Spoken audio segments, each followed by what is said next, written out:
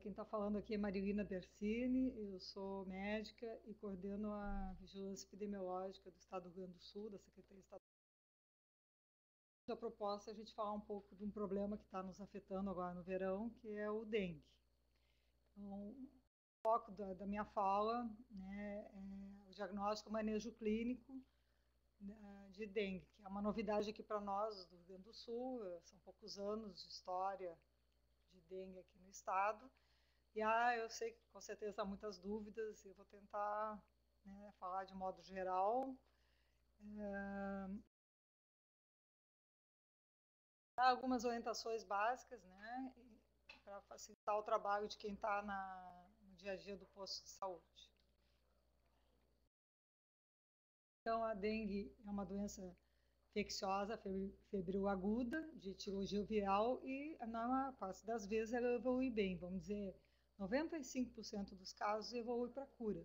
Então, é uma doença autolimitada viral.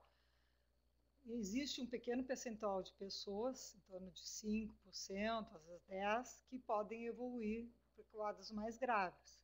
E esse é o nosso problema, né? Qual paciente entre todos que se apresentam que pode complicar? Então, esse é o grande desafio da dengue.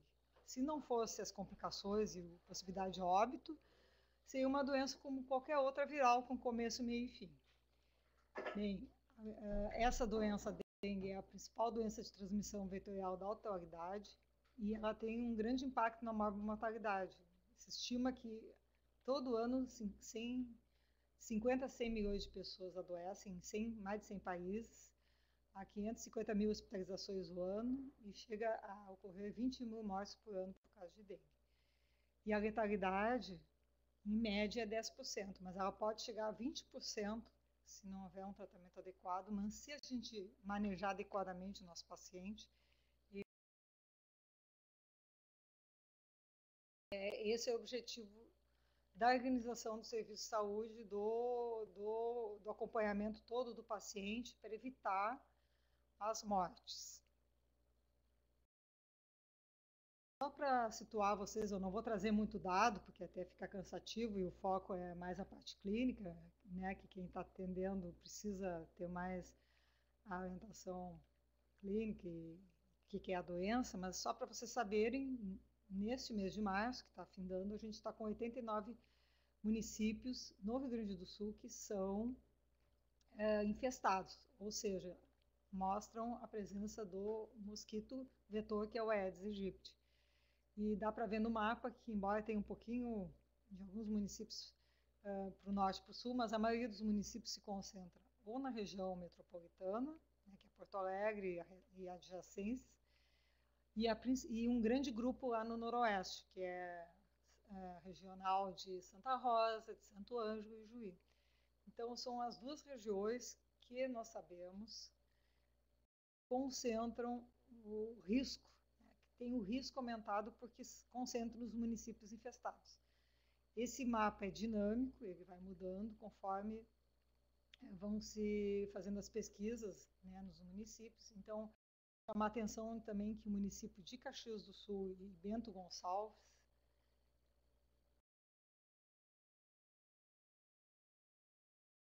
surgindo aqui, municípios da Serra Gaúcha, que são municípios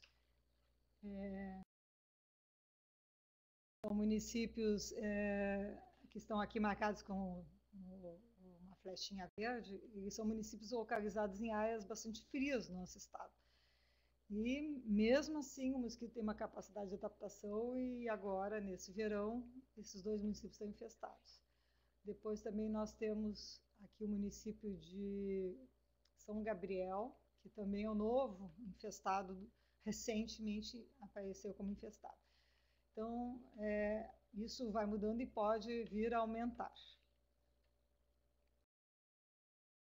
Bom, como é que está a questão da dengue no Rio Grande do Sul até o dia de ontem? Nós temos 240 casos notificados, suspeitos, e é bom, quanto mais suspeito que entrar no sistema, melhor. Mas só temos 96 casos confirmados importados e 82 confirmados autóctones. A maioria deles está em Porto Alegre, são 58, nós temos 20 e um município, um caso em Ijuí, na novidade agora recente. Então, o tamanho do problema, ele tem um tamanho que a gente considera controlado, não está fugindo ao controle, nós não estamos em franca epidemia, até porque as notícias do restante do país são bem preocupantes.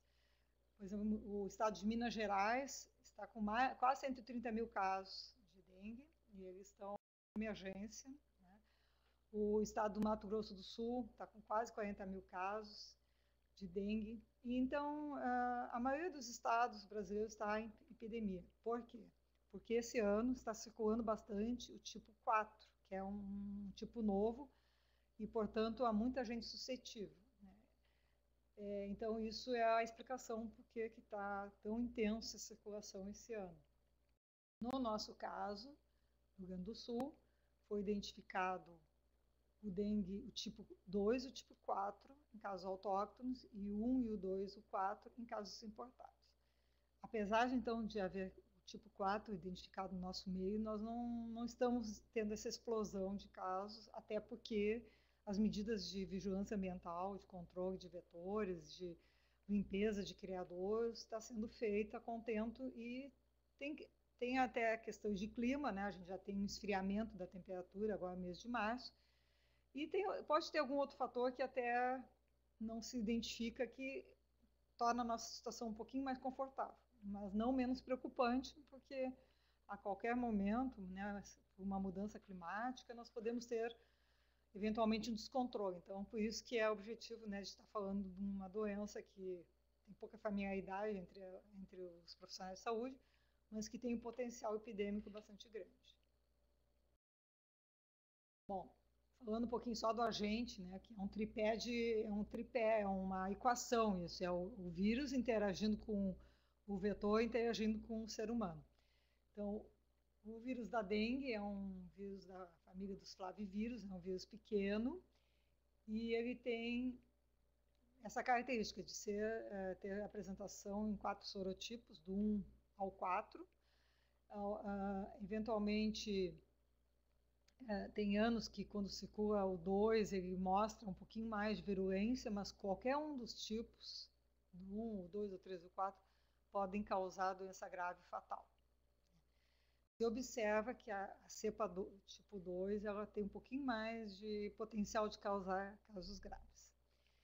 Outra coisa importante, cada sorotipo, ele confere imunidade permanente específica para aquele tipo. E tem uma imunidade cruzada de curto prazo para os outros 3 sorotipos, que dura de 4 a 6 meses. Então, a pessoa tem um dengue tipo 1, ela nunca mais vai ter, mas ela poderá ter, teoricamente, 4 dengues na vida. E essa imunidade cruzada ela é de curta duração.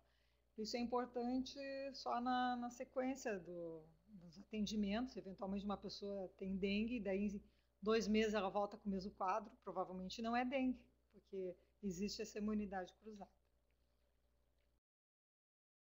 Falando do vetor, isso também não tem muita novidade, né? O vetor conhecido aqui das Américas é o Aedes aegypti, ele veio da África, veio com as caravelas do Cabral, e existe o albopictus, que também é encontrado aqui no nosso meio, né? Tem vários municípios infestados pelo Aedes albopictus, mas ele não é considerado o vetor da doença na área urbana.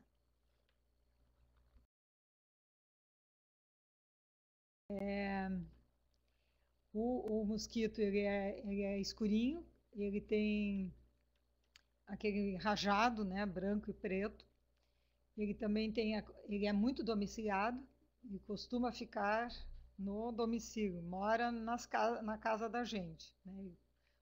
Pica mais de manhã e de noite, à tardinha, nas horas mais frescas do dia. Então, durante o dia, quando esquenta, perto do meio-dia, ele se some, ele se esconde em lugar mais escuro, ele não procura o ser humano, mas nas horas mais fresquinhas do dia, então ele procura o homem a fêmea, né, procura para fazer a alimentação sanguínea.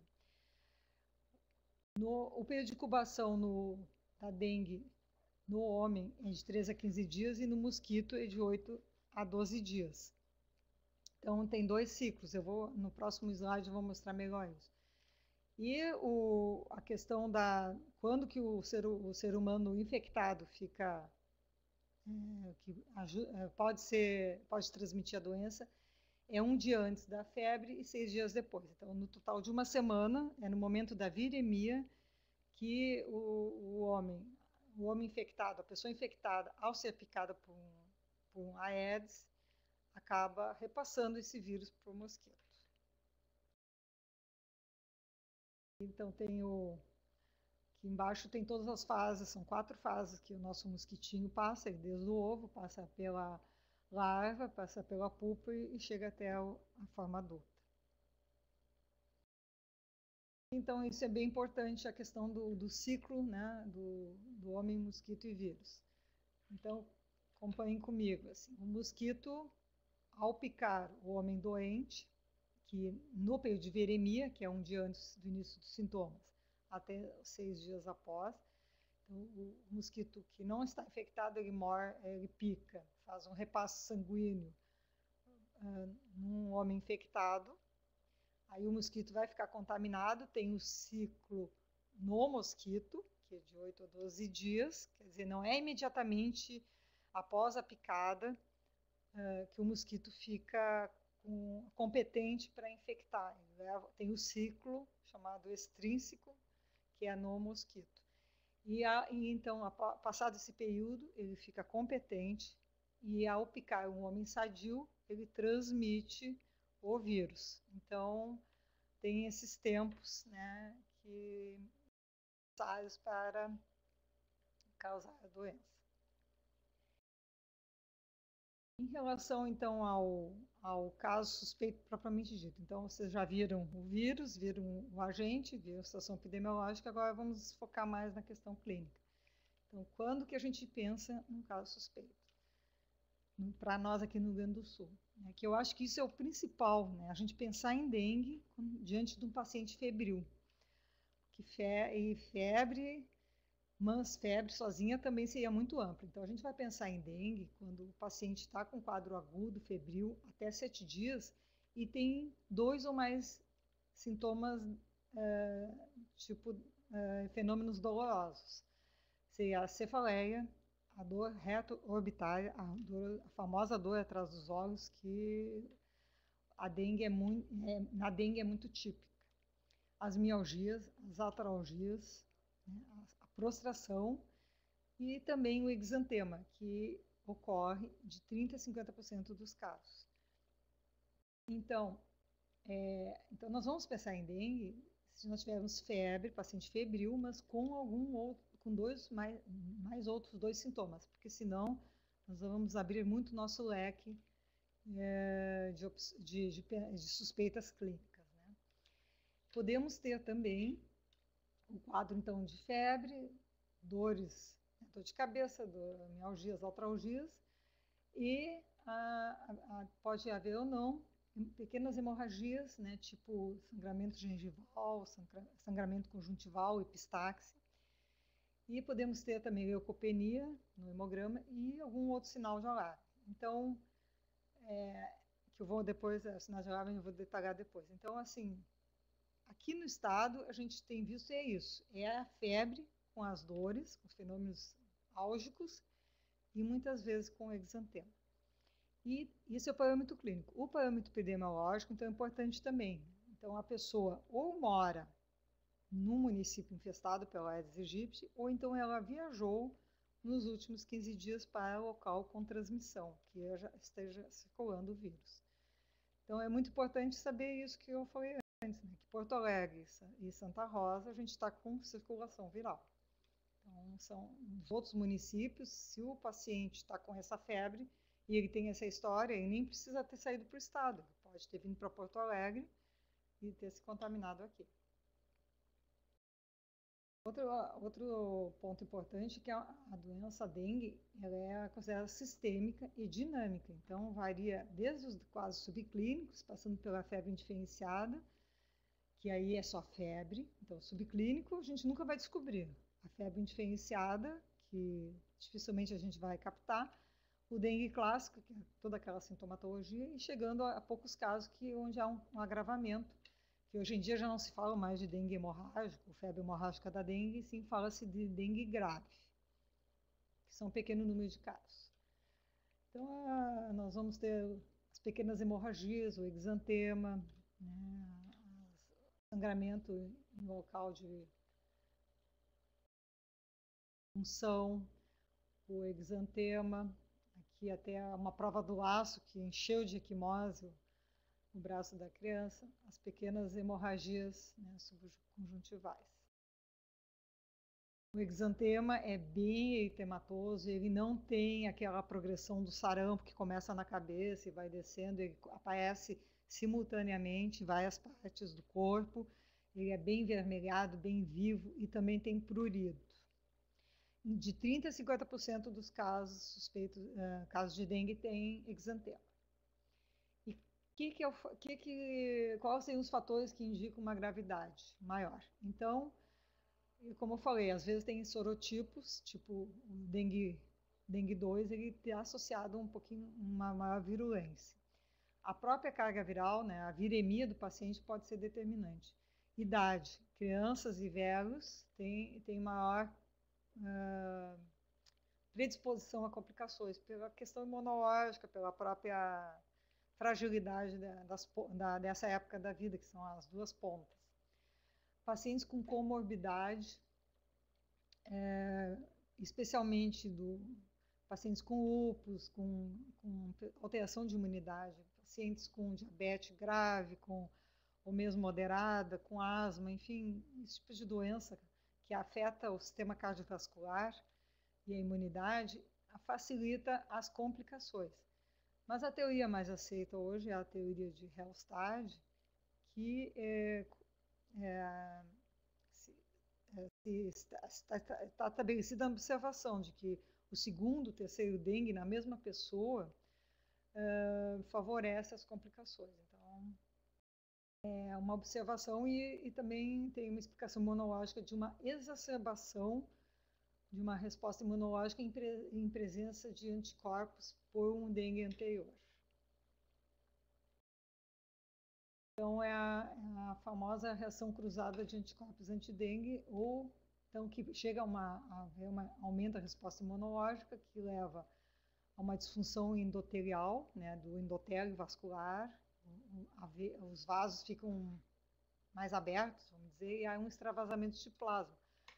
Então, levando aos derrames, derrame pleural, ascite, derrame pericárdico, e isso faz o volume, né, intravascular cai muito. Por outro lado, também a destruição de plaquetas pelo aumento da resposta imunológica exacerbada, consumo de fatores de coagulação, e isso leva às manifestações hemorrágicas, que podem ser graves. Muito eventualmente, a maior parte das vezes, o mais chama atenção é o extravasamento de plasma. São, então, fenômenos hemodinâmicos que ocorrem nesse paciente. Observação importante. Quando o dengue se desenvolve pela primeira vez, a febre costuma durar mais tempo e as queixas de dor são muito intensas. Já no segundo ou terceiro dengue, existe um encurtamento do período febril. O quadro doloroso é menor, mas aumenta a chance das formas graves. E eu já estou vendo que estou indo para 20 minutos. Eu posso ficar um pouquinho mais? Ah, então tá. Tá bem, então eu vou continuar aqui bem tranquila. Esse esquema, que vocês peço um pouquinho de paciência, mas ele é bem elucidativo, porque a gente, então, na dengue é muito importante saber que dia da doença que o paciente está. Claro que nós estamos, inclusive, nós não vamos ter a confirmação do caso imediatamente. Depois eu vou mostrar para vocês como é que é o diagnóstico laboratorial. Nós vamos acompanhar o paciente, mas a gente não sabe se é dengue ou não. Mas nós vamos dizer, a partir do pressuposto que é dengue, vamos acompanhar. Então, o dia da doença é muito importante. Começa a febre, né? A febre pode ser alta, chegar até 40. Então, no primeiro, no segundo, terceiro dia, a febre. Ao mesmo tempo, então começam os fenômenos, né? Um pouco de desidratação.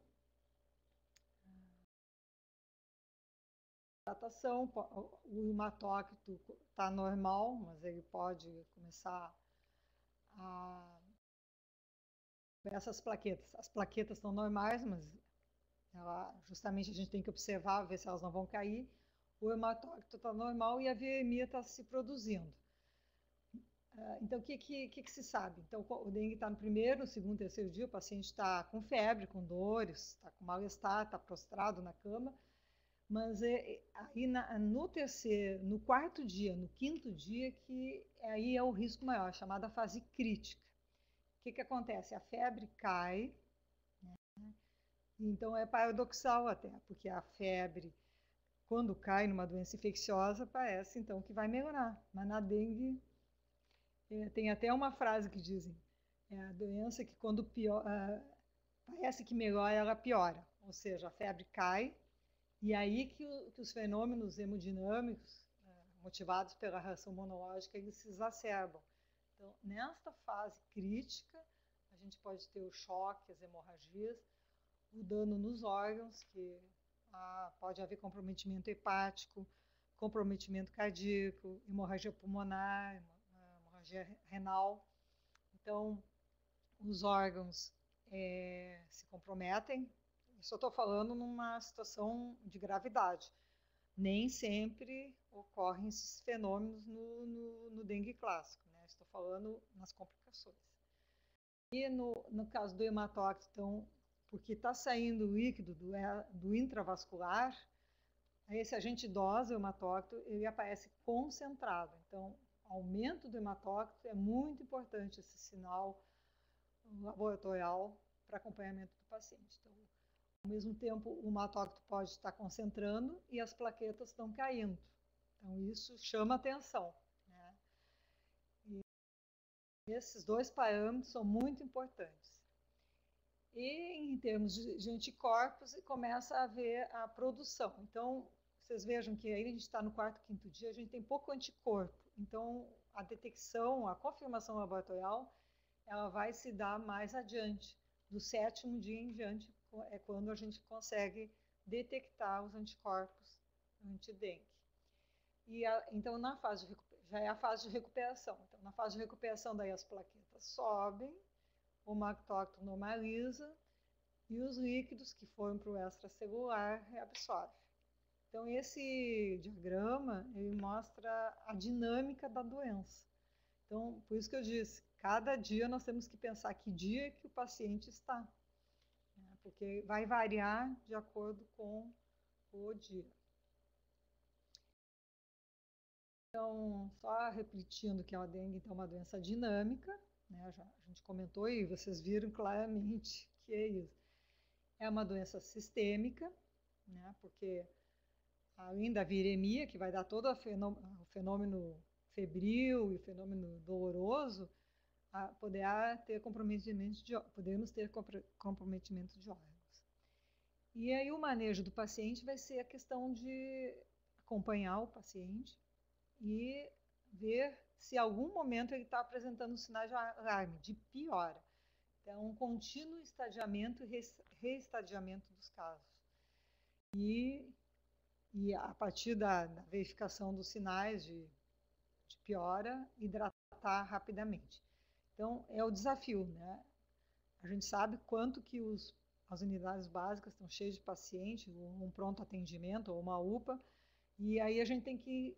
Esse paciente não dá para mandar logo embora, nós temos que ficar acompanhando, mandar voltar no outro dia, continuar acompanhando.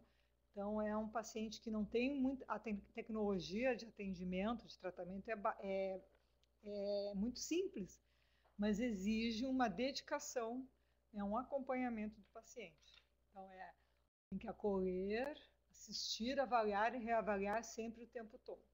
Esse é o segredo, vamos dizer, de evitar mortes. Então, indo mais assim para né, para nós, assim, médicos aqui, enfermeiros e, enfim, profissionais de saúde, como é que a gente vai pensar num dengue grave, né? Que se a gente nem conhece bem o dengue clássico, como é que nós vamos estar identificando esse paciente mais grave? Mas tem que pensar, então, na questão, né, que ele está uma alteração, ele está com toda aquela questão hemodinâmica, né, das alterações do endotélio vascular, com extravasamento, que pode chegar ao choque, e que vai ter a hemoconcentração, a queda da albumina e os derrames como os sinais, né, principais. E aí tem uma lista, né, quer dizer, esses sinais, hemoconcentração, queda da albumina, o derrames cavitários, a gente vai ver nos exames laboratoriais. Mas existem sinais clínicos que nos indicam, né, externamente esses fenômenos. Então, dor abdominal intensa e contínua é um sinal muito importante que todos os infectologistas falam que é um sinal que tem que ser muito valorizado. Ele indica derrame no retroperitônio, ascite, né? Esse fenômeno de saída do líquido do intravascular para o extracelular. Então, é a dor importante, contínua, não é cólica, continuamente o paciente está com a dor. E há relatos em outros estados brasileiros que as pessoas com esse tipo de quadro, né, tá com suspeita de dengue, tá com dengue e tá com dor, mas ninguém pergunta, né, ninguém pensa em dengue, mesmo em outros estados que têm 20, 30 anos de dengue. E acabam levando o paciente para uma mesa de cirurgia, fazer uma laparotomia exploradora e era dengue. Quer dizer, o paciente já está com todo esse fenômeno e ainda é operado. Então, a gente tem que levar em conta, né, essa informação que os outros colegas de fora estão nos trazendo, né? A dor abdominal intensa e contínua é muito importante, né, alertar o paciente e a gente valorizar esse sintoma. Depois tem os vômitos persistentes, a sonolência, a irritabilidade, isso é importante em crianças. As crianças às vezes não têm todo o quadro clínico completo, mas elas ficam irritadas, ficam sonolentas, né? A hipotensão postural e a hipotímia, quer dizer, isso exige que a gente controle a pressão arterial do paciente, né?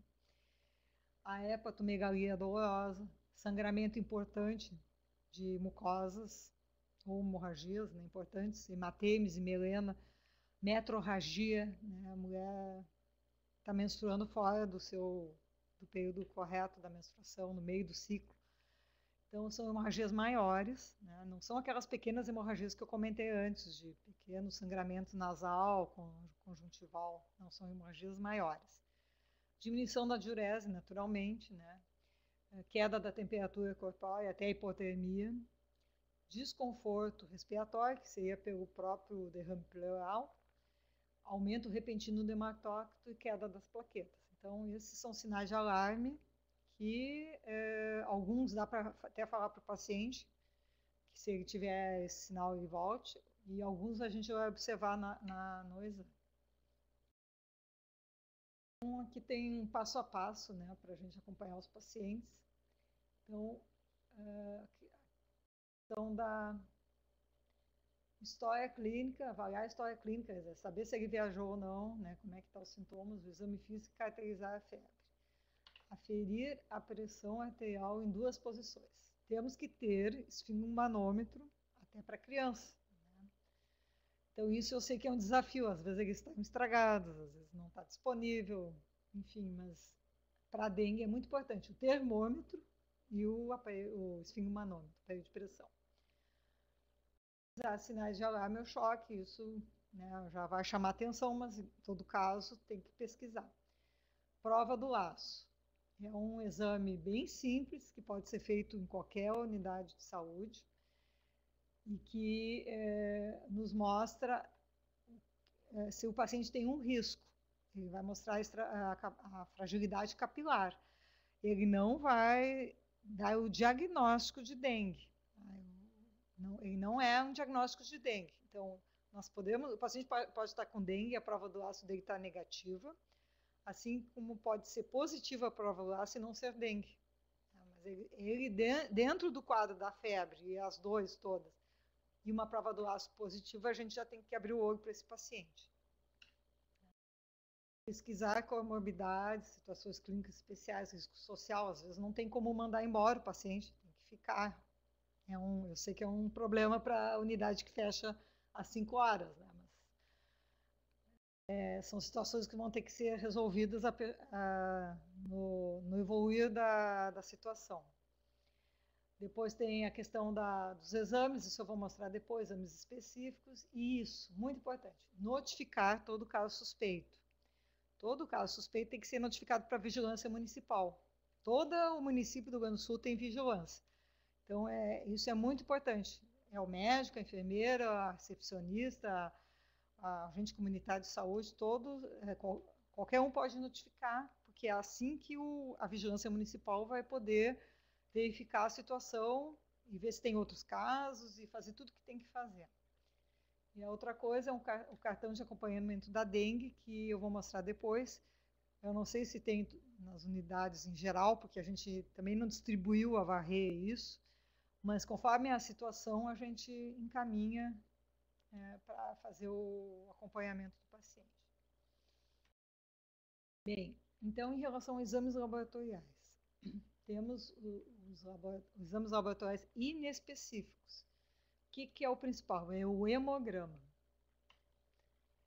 O hemograma ele tem a principal finalidade de avaliar o hematócrito, que a partir do aumento do hematócrito que a gente vai ver que está havendo aquela extravasamento plasmático e que vai também balizar toda a terapia a hidratação. Então, o hemograma, o principal é o hematócrito, mas também ele nos mostra o leucograma, que normalmente há uma leucopenia com linfocitose, mas também pode ter leucocitose, enfim,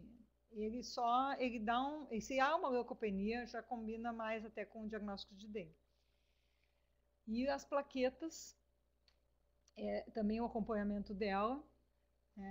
O fato de não ter plaquetopenia não quer dizer nada, mas se a gente acompanha e vê que há queda das plaquetas junto com o aumento do hematócrito, isso é bem significativo. Então, eu sei que o hemograma no dia, que o hemograma tem que ser no dia, porque ele tem que ser visto no dia, porque no outro dia o paciente pode estar numa outra fase do dengue. E eu sei que isso é um desafio, né? Para quem está no posto, nem todos os locais vai ter, mas isso existem várias maneiras, né? Pode ser referido para alguma unidade que vai poder ver esse paciente depois, ou vai ser comunicado por telefone, de alguma maneira, para a gente poder acompanhar o paciente, nós vamos ter que ter o resultado no dia. Então, o que seria o ideal? A pessoa chega com o quadro febril e todo aquele fenômeno doloroso, se pediria o primeiro hematócrito, né? Porque é a valor de base. E considerando que no primeiro ou terceiro dia geralmente vai estar normal. Depois nós temos que mandar voltar o paciente e ter um segundo hematócrito, para a gente comparar e ver se houve esse aumento, né, do hematócrito, que é altamente sugestivo de evolução de complicações. Então se o segundo hematócrito em relação ao primeiro já aumentou em 10%, isso chama muita atenção. E se só tiver um hematócrito, então, na criança, se o hematócrito está acima de 38%, ele é considerado aumentado. Na mulher, se estiver acima de 44%, ele é aumentado. E no homem, acima de 50%. Então, isso são parâmetros que se usam.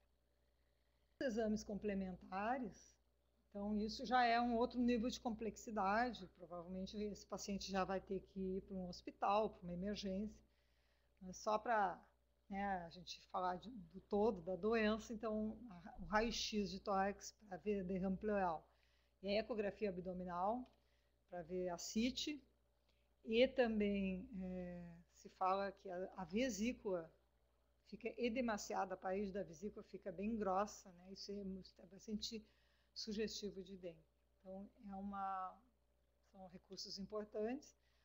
As provas de função hepática transaminas podem estar aumentadas, e se estiver muito aumentada, é preocupante. A albumina pode estar baixa, né, pelo fenômeno da hemodiluição, e o EQU pode nos mostrar a hematúria, né, que então é mais um indício. Dá para vocês rapidamente a questão do derrame pleural, né? Vocês acompanham a data, dia 18 de fevereiro, raio-x aparentemente normal. Aqui já começa, no mesmo dia já começa a ficar um pouquinho mais filtrado. E aqui está claramente, no mesmo dia, né? Vocês atentem, no mesmo dia, o paciente já está com esse velamento do seio cossofrênico, né? Que é aí antes do derrame pleural. E no dia 21, já 3 dias depois, já a absorção, né, dos líquidos, já está na convalescença. E no dia 24 ele já não tem mais nada. Então, vocês vejam como é dinâmico, né, do dia 18 a 24, muda totalmente o quadro, dia após dia. Prova do laço. Então, vale a pena a gente parar um pouquinho para falar da prova do laço, porque é um recurso que quem está lá atendendo os pacientes na ponta, sem muita condição, né, diagnóstica, ele pode ajudar a ter uma ideia de como é que está o paciente. Então, como eu disse, não é diagnóstico, mas ele dá um prognóstico, né, que ele já dá uma ideia de gravidade, se a prova do laço é positiva. Como é que a gente faz? Então, a gente, no antebraço do paciente, desenha um quadrado de 2,5 centímetros de lado, ou faz um quadrado com a caneta em volta da área da falange distal do polegar. Pega-se um manguito e vê a pressão arterial média. O que seria isso? Ver a pressão arterial sistólica do paciente, somar com a pressão arterial diastólica e dividir por 2. Por exemplo, se o paciente tem 120 por 80, 120 mais 80 é 200, dividido por 2 é 100. Então, a gente insufla um manguito até 100 milímetros de mercúrio e deixa 5 minutos no adulto e 3 minutos em crianças. Para, então, após esse período, verificar, contar o número de petequias que aparecem no quadrado. É considerada positiva no adulto se naquele quadrado aparecer 20 ou mais petequias e na criança 10 ou mais petequias. Isso é prova positiva. Agora a gente tem que fazer a correlação com o quadro clínico. Tem que pensar que pessoas mais idosas, às vezes ela tem uma fragilidade capilar pela idade, né? Então, por isso que eu digo, não dá para fechar o diagnóstico pela prova do laço. Ele só vai ajudar a gente a estadiar o paciente. E às vezes as petequias aparecem mais em outra parte do braço. Na região posterior, ou mais adiante. Tem que dar uma olhada no quadradinho e no resto do braço do paciente. Bom, agora indo para o lado dos exames específicos. Então, a gente quer saber depois se o paciente tinha dengue ou não. O que se faz no Rio Grande do Sul? Nós temos a técnica do MAC-ELISA, que capta o IgM. Isso é feito no LACEN, em Porto Alegre. Então, nesse momento, ainda todas as amostras, todo o estado vem para Porto Alegre. A coleta é a partir do 7º dia. E, então, por isso que eu digo, nós vamos estar acompanhando o paciente e a gente não sabe que é dengue. Mas é isso que a gente tem na rotina. Então, nós vamos estar confirmando ou descartando o caso na sequência.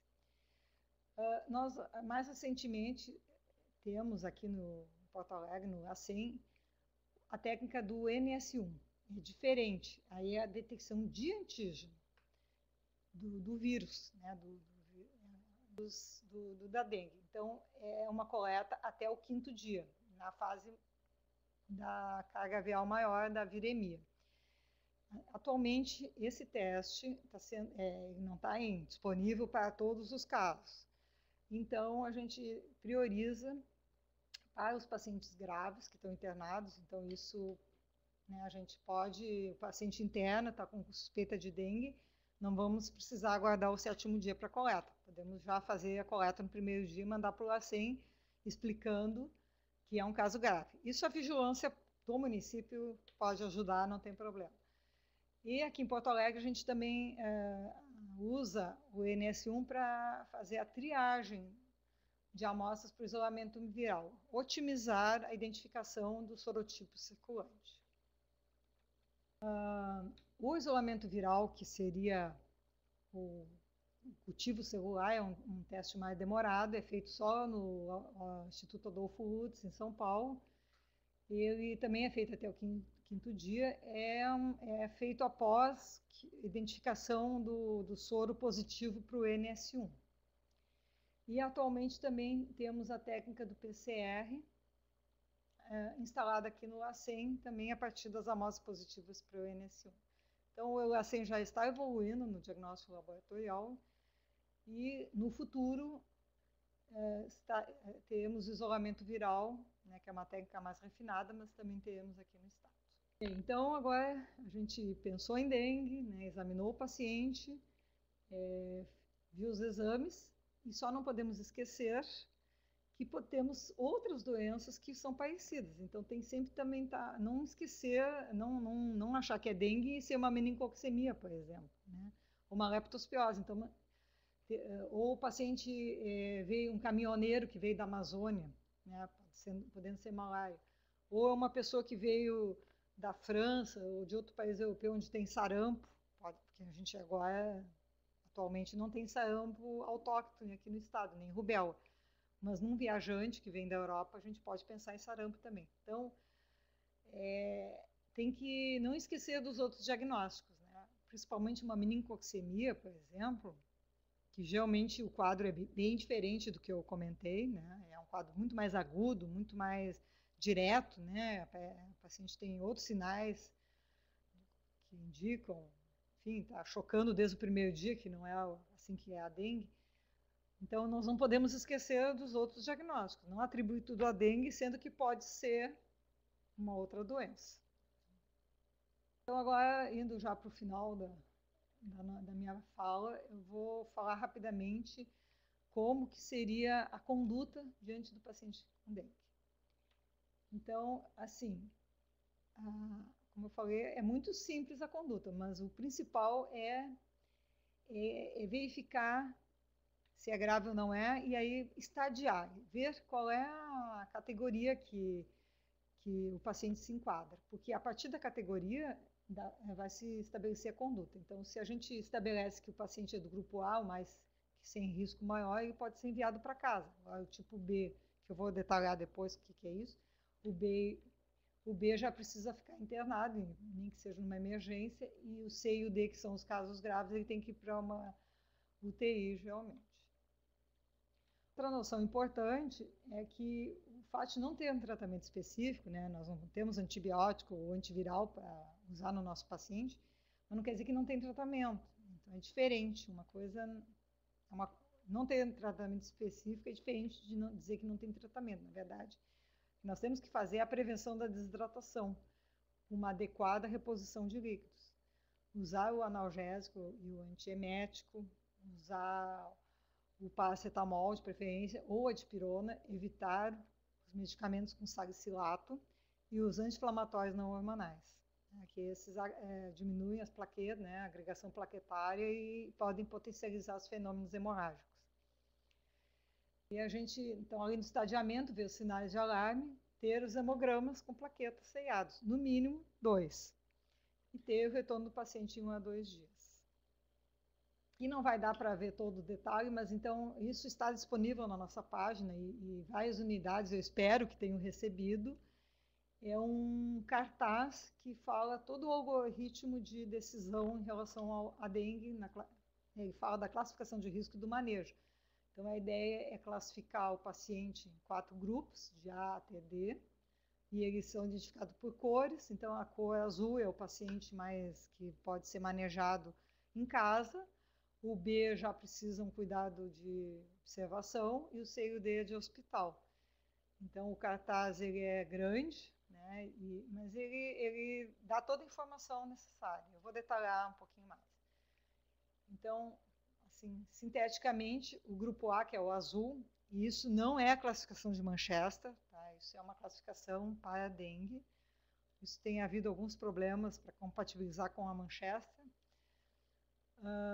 porque, segundo a classificação de Manchester, A e a B pode ficar esperando, e no caso o B, para nós, não poderia ficar esperando. Bom, então o grupo A, a gente então tem a suspeita clínica e a prova do laço é negativa, né? Por isso que expliquei bem detalhadamente a prova do laço. Não tem nenhum sangramento espontâneo, ele não tem comorbidade ou não pertence a grupo de risco, como criança, como gestante, que eu até nem falei, ou ele não tem nenhuma outra condição clínica especial e não tem sinal de alarme, ou seja, é um paciente que tem febre e dores, mas que ele vai provavelmente evoluir bem, ele pode ser mandado para casa com orientação. O grupo B, ele já tem a prova do laço positivo, ou então ele tem algum sangramento, nem que seja uma peteca. Ou então ele já tem uma comorbidade, ou ele pertence a um grupo de risco, condição clínica, ele não tem sinal de alarme. Então já tem que ter um olhar diferenciado para esse paciente. Já o C ele já tem um ou mais sinais de alarme, tem sangramento, que pode estar presente ou não, mas aí a pressão arterial está normal. E o último grupo, que é o D, o vermelho, esse paciente está hipotenso, chocando, está, às vezes nem tem sangramento, mas ele está com a pressão lá embaixo. Então, esse é o caso de UTI. E aqui, então, o cartaz, na parte de baixo, fala todos os detalhes do tratamento, que eu vou sintetizar, nem vou ler isso para você, só estou mostrando, sintetizar nos próximos slides. Desculpa, só deu um probleminha aqui, né? Então, aqui é que tinha que estar aparecendo que é o grupo A, mas acreditem, esse é o grupo A, não sei o que aconteceu aqui no meu slide. Então, o paciente que está com suspeita de dengue foi estadiado no grupo A, ou seja, ele tem os sintomas, mas ele não tem sangramento, nem prova do laço positiva, ele está negativo a prova do laço e não tem sinal de alarme. Então, ele vai ser manejado com analgésico, com antitérmico, a hidratação tem que ser bem enfatizada. No adulto, então, nós temos que dizer para ele tomar de 60 a 80 ml por quilo dia de líquido. Isso é difícil, às vezes, para adulto, né? Por exemplo, se o adulto tem 60 quilos, ele tem que tomar entre 4 a 5 litros de líquido por dia. Isso é bastante. 3 a 4 litros, 3,5 a 5 litros de líquido por dia. Isso é bastante líquido.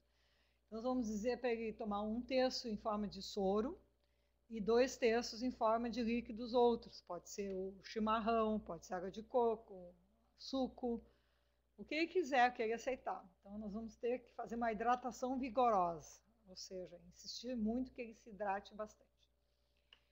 Orientar o sinal de alarme e, se surgir, ele retorne imediatamente. E agendar um retorno, que aí vai reavaliar, vai fazer o reestadiamento, coleta de exames. Então, nos manuais do Ministério, eles não falam muito em hemograma para todos os casos, eles falam em hemograma só para os casos mais de risco, com comorbidade e tal. Mas eu acho que para nós aqui no Rio Grande do Sul, até porque a gente não tem experiência, eu acho que todo paciente suspeito de dengue tem que ter hemograma no dia e quando ele volta em 2 dias, ele tem que ter o segundo hemograma. Bem, aqui também não está aparecendo, mas é o grupo B. Acho que na animação aqui ele some. O B já é o paciente, né, com suspeita de dengue e tem sangramento, nem que seja só a prova do laço, mas não tem sinais de alarme. Então, no hemograma com plaquetas, que vai ter que ter, ele tem um hemograma aumentado em mais de 10% acima do valor basal dele, ou então se é criança acima de 38%, mulher acima de 44% e homens acima de 50%. E aí já vai ter que ir para uma hidratação parenteral, né? Já então exige, ou é numa unidade com mais condição, com uma sala que ele possa ficar hidratando, ou ele vai ter que ser encaminhado para um nível de complexidade maior, uma unidade uma unidade 24 horas, um PA, aí cada município tem a sua estrutura. E aí, um adulto, a gente vai usar o soro fisiológico, 80 ml por quilo dia, sendo que 1/3 desse volume é rápido, de 4 a 6 horas. Isso normalmente é o esquema de hidratação, alguém está desidratado faz isso. Na criança, tenta isso ainda, hidratação oral, mas normalmente já vai para a hidratação venosa, se estiver vomitando principalmente. Eu não vou entrar muito em detalhes, porque eu não sou pessoa que esteja no atendimento, né? Eu estou falando até o que está escrito nos manuais. Eu não atendo paciente, mas aí normalmente quem vai hidratar parenteral já tem o seu esquema, já conhece, acompanha a diurese, enfim, faz toda a avaliação, né, dessa hidratação. A mesma coisa vou dizer para vocês do grupo C, que já é aquele paciente com sinais de alarme, que ele vai ter que internar na enfermaria, fazer fase rápida de hidratação, vai ter que fazer manutenção e vai ter que fazer toda a avaliação, como hemograma, eletrólitos, transaminas, albumina, raio-x de tórax, ultrassonografia de abdômen e gasometria. Daí é um paciente internado. E se ele tiver com os sinais de choque, ele vai ter que ir para uma UTI, fazer todo o manejo de UTI. Então assim, o que eu acho que a nossa rede de atenção básica tem que estar bem ciente é a questão, né, tem que estar atenta, é pensar em dengue e se preocupar de estadiar o paciente, né, estabelecer se aquele paciente é um paciente que precisa ir para um outro nível de complexidade, ou ele se pode ser manejado ali naquela estrutura da unidade básica de saúde, com a ajuda talvez do agente comunitário de saúde, com um acompanhamento mais sistemático. Então, e esse é o papel da atenção básica. Quer dizer, a porta de entrada, a gente sempre quer que seja atenção básica, né? Mas alguns pacientes vão ter que ser referenciados. Então, não existe hospital de referência para dengue no Rio Grande do Sul, porque nem tem sentido, né, pelo tamanho do nossa quantidade de casos. Qualquer hospital, referência do município, da região, tem condição de atender um paciente classificado como C ou D. E outra coisa importante, né, que o paciente que está suspeito de dengue, ele tem que se afastar dos mosquitos. Então, a gente deve recomendar o mosqueteiro, né, a rede na janela, as redinhas para evitar a entrada, né, do mosquito para picar esse paciente que está com suspeita de dengue. E até usar repelente, que não é... Nós não temos, o Estado, a saúde pública não fornece repelente, mas individualmente pode-se recomendar o uso que funciona. Usar citronela, usar velas aromáticas, tudo, ninguém é contra isso, só que não são 100% eficientes, mas ajudam a afastar qualquer mosquito, não só o Aedes aegypti. Aqui mostrar para vocês o cartão do usuário. Aqui é a frente, né? Se coloca a identificação e aqui atrás está o sinal de alarme. E na parte de dentro, a gente coloca a data dos sintomas, os sinais vitais, pressão, temperatura nos dias, os exames, hematócrito, tal. Então, seria o acompanhamento, quer dizer, dá para o paciente, para ele, se ele for em outro posto de saúde, ele leva os dados junto com ele, né? Claro que é um desafio, assim, com carteira de vacina, eles perdem, né? Então, a gente sabe como é que é também, mas é recomendado entregar para o paciente o cartão do usuário da dengue.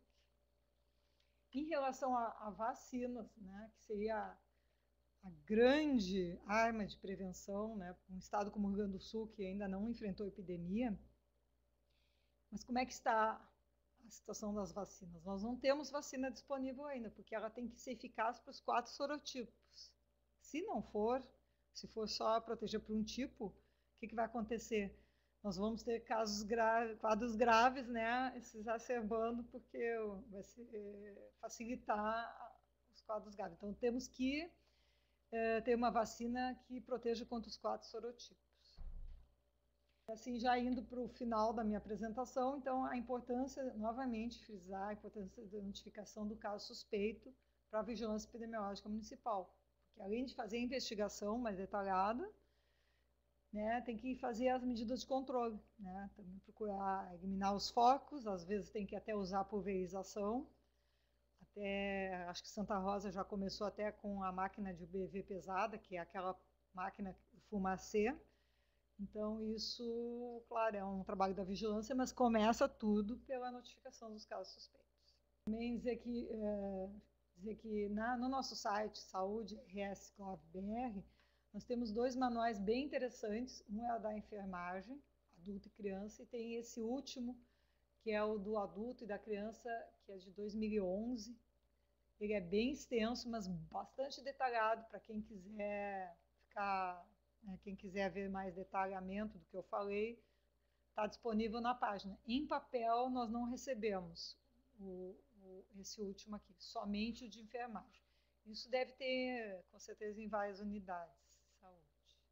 Então, eu cheguei ao fim da minha apresentação, que era meia hora, já ficou em uma, mas o assunto é bastante interessante e tem bastante detalhe, por isso que eu quis debulhar bastante com vocês. Está ali o meu e-mail, meus telefones, também chamar atenção para o Disque Vigilância, é um número gratuito da Secretaria, é o 150. Então está disponível 24 horas para informações, notificações e para a população, para os profissionais de saúde, não é só para dengue, é para tudo, e ele está disponível esse número. Então, assim, eu dei uma visão geral, eu claro que não esgotei, né? Mas o que eu mais quis passar para vocês é a preocupação de pensar em dengue nessa circunstância de epidemia que o resto do Brasil está vivendo e nós ainda também não estamos totalmente livres, visto que ainda a gente pode ter alguns 1 ou 2 meses até de calor e podemos ter a exacerbação do quadro de dengue aqui no Rio Grande do Sul. Muito obrigada. E agora acho que as perguntas. Deixar aberto para as perguntas. Obrigada. Agora vamos responder algumas perguntas que estão chegando. Vamos ver se eu sei tudo, né? Agora responder a pergunta da Sueli. Gostaríamos de saber se tem como saber se o paciente já teve dengue. Isso é uma boa pergunta. Uma boa pergunta, porque o Rio Grande do Sul já, desde 2007, está apresentando dengue autóctone, tem os dengues importados. E isso é importante até para, no caso, identificar o problema atual, saber se já teve dengue, até para também chamar a atenção do acompanhamento, vai ser um paciente que tenha ter um pouco mais de cuidado. Pois é, nós nesse momento, aqui no LACEN, a gente não tem implantado o diagnóstico, a detecção do anticorpo IgG, que daria para nós essa informação. Então, eu não tenho como saber o passado do paciente, eu só vou ter como saber se ele está tendo dengue ou não. Agora, o passado eu não vou saber.